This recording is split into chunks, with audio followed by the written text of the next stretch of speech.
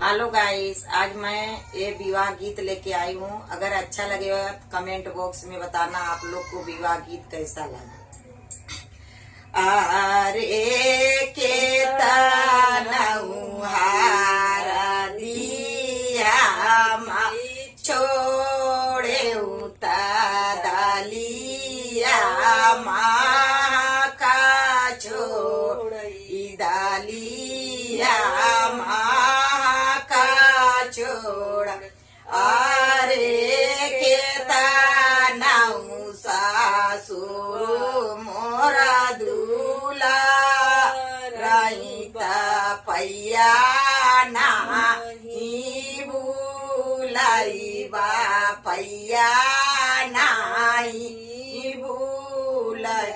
अरे के तनऊ सासुर मोरा दुलारी आई बा पैया नाही बुलाई बा पैया नाही आरे के तनऊ सासुइया दुलारी आई मायरिया नाही बुलाई मायरिया नाही बुलाई।